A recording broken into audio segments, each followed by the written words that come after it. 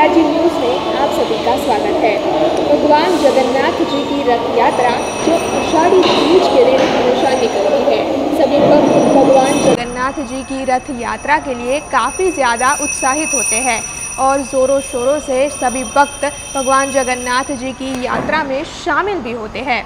लेकिन क्या आपको पता है कि भगवान जगन्नाथ जी की रथ यात्रा आखिर निकलती क्यों है? इसके पीछे का इतिहास क्या है?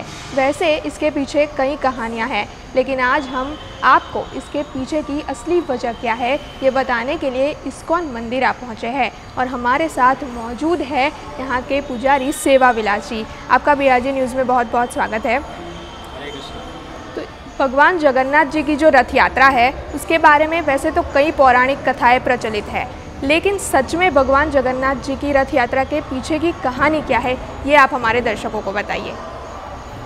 एक्चुअली कहानियाँ बहुत सारी हैं, लेकिन मेन जो मुख्य भाव है वो जगन्नाथ को भक्त जो है वो वृंदावन लेके जा रहे हैं। तो घटना ये है कि कृष्ण बलराम अपनी बहन सुभद्रा के साथ द्वारिका से हस्तिनापुर आए थे, द्वारिका से कुरुक्षेत्र आए थे, क्योंकि उस समय सूर्य ग्रहण लगा हुआ था।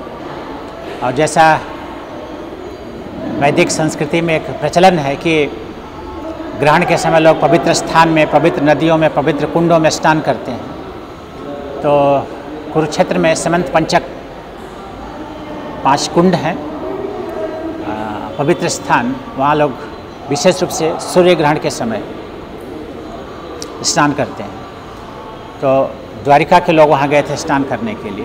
तो भगवान भी आए थे बलराम जी के साथ और उनकी बहन सुभद्रा थी। तो ब्रजवासियों को पता चला कि कृष्ण आए हुए हैं, तो ब्रजवासी भी आए कृष्ण से मिलने के लिए। और ग्रहण के स्नान के उपरांत जब भगवान द्वारिका के लिए प्रस्थान कर रहे थे और उस समय की जो सीन थी, बीच में सुभद्रा और दाहिने तरफ बलदेव जी, बाएं तरफ जगन्नाथ कृष्ण बैठे हुए थे, घोड़े लगे थे, रथ तैयार है। तो ब्रजवासियों ने, मतलब वृंदावन के लोगों ने क्या किया, विशेष रूप से गोपियाँ और गोप, घोड़ों को हटा दिया, स्वयं लग गए घोड़ों की जगह और कृष्ण से आग्रह करने लगे कि आप इतनी दूर से यहाँ आए हैं और पास में वृंदावन है, तो कृपया आप वृंदावन चलिए और हम लेके चलेंगे आपको। तो ब्रजवासी वो जो है रथ स्वयं जो है वो खींच रहे हैं। तो वो भाव है जगन्नाथपुरी का जो रथ यात्रा निकलती है वो, क्योंकि जो जगन्नाथ जी का मुख्य मंदिर है वो द्वारिका का प्रतिनिधित्व करता है, मतलब इसलिए उसका नाम जो है श्री मंदिर है। और रथ जहाँ जाके रुकता है उसका नाम गुंडीचा है। तो गुंडीचा जो है वो वृंदावन को रिप्रेजेंट करता है। और वैसे वहाँ का वातावरण भी देखेंगे तो बिल्कुल सामान्य है, सरल है, बहुत सारे वृक्ष हैं, वन जैसे है वो। और जगन्नाथ का जो मुख्य मंदिर है वो पूरा ऐश्वर्यशाली है, क्योंकि जगन्नाथ का ऐश्वर्य क्या कहेंगे, अगणनीय है, गणना नहीं कर सकते उसका। क्योंकि एक बार एक राजा आए थे, बहुत ऐश्वर्यशाली थे, हजारों साल पहले, और उनका अभिमान था कि जगन्नाथ बहुत ऐश्वर्यशाली है, देखता उनका क्या ऐश्वर्य है।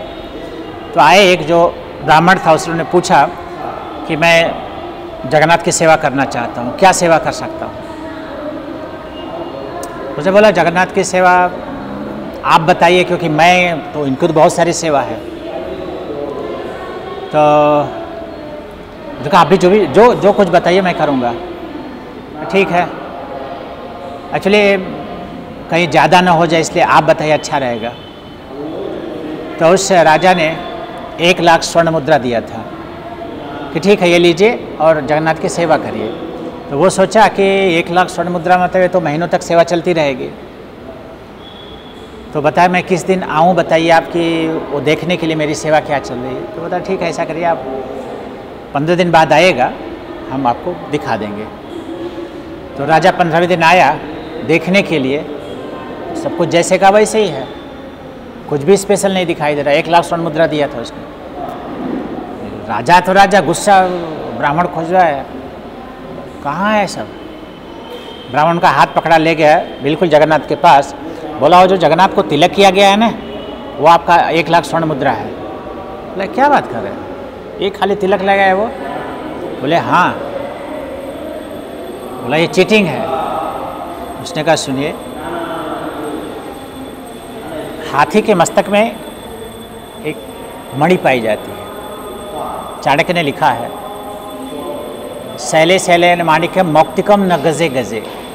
हाथी के ललाट में मौक्तिक नाम का एक धातु पाया जाता है, वो रेयर होता है, और वो जब जिसके मस्तक में होता है वो हाथी बहुत कीमती होती है। बोला हमने वो हाथी जो है चयन किया, उसको ले आके उसके मस्तक से वो मणि निकाला और उसको मैंने जलाया, भस्म बनाया और भस्म जो है भगवान को तिलक कर दिया। जी बिल्कुल, भगवान जगन्नाथ की जो महिमा है वो तो वो तो सरप्राइज हो गया। अरे बोला हाँ ये जगन्नाथ का ऐश्वर्य है। तो मेरा पॉइंट ये था कि जगन्नाथ का जो मुख्य मंदिर है वो ऐश्वर्यशाली है, तो द्वारिका का प्रतिनिधित्व करता है। तो वहाँ से ले जा रहे हैं भगवान को वृंदावन, गुंडीचा बिल्कुल सरल है, वहाँ बिल्कुल सिंपल है, वन प्रदेश है जैसे वृंदावन की स्थिति है।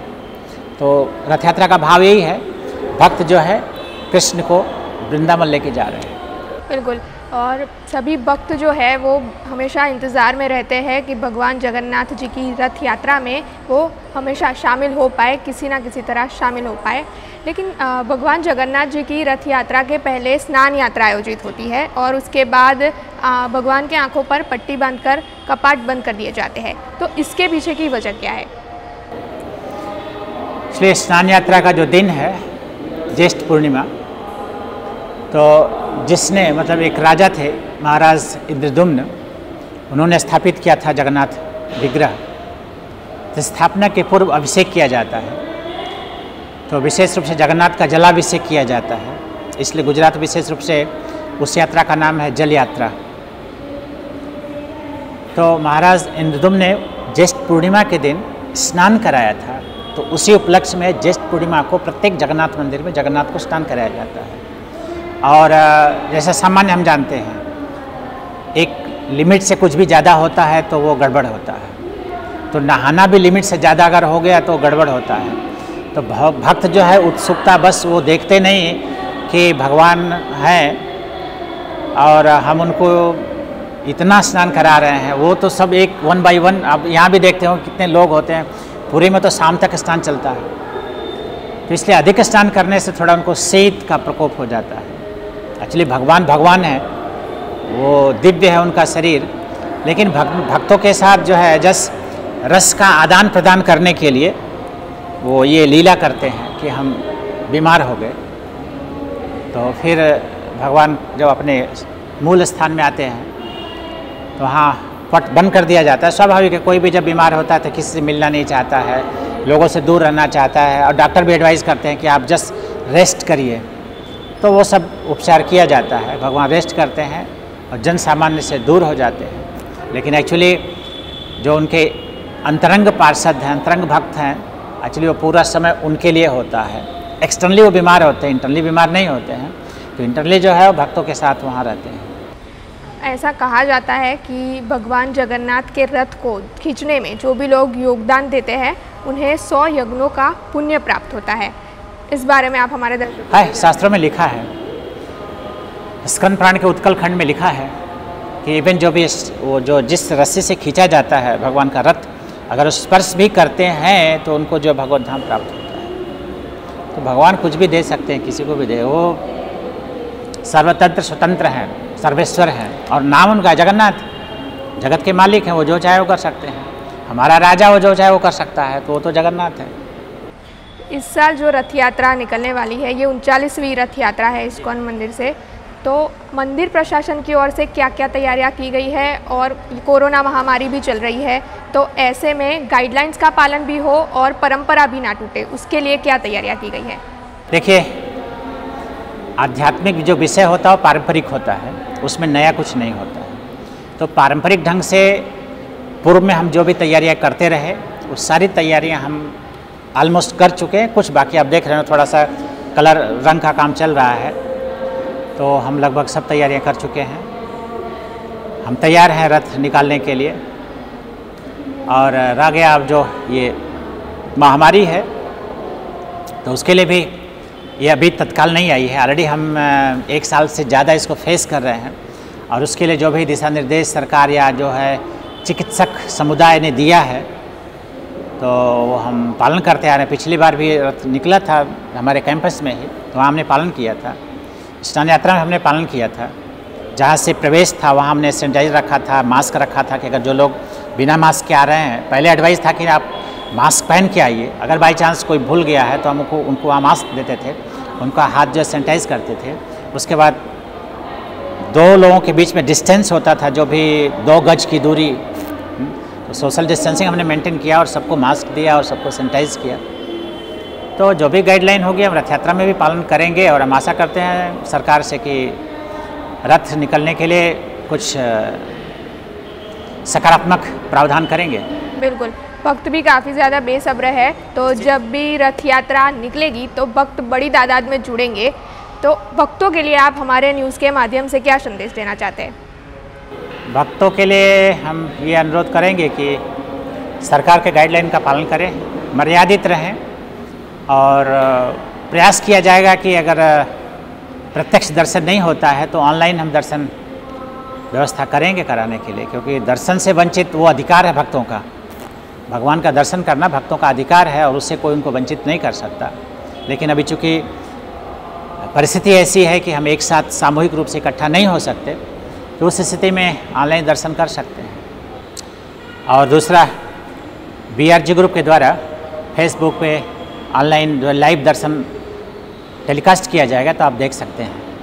तो हमने मंदिर के पुजारी सेवा विलास जी से बातचीत कर रथ यात्रा का महत्व क्या होता है उसके बारे में जानकारी ली, और रथ यात्रा बिल्कुल प्रस्तावित है। भगवान जगन्नाथ जी की रथ यात्रा का आप सभी इंतज़ार कर रहे होंगे।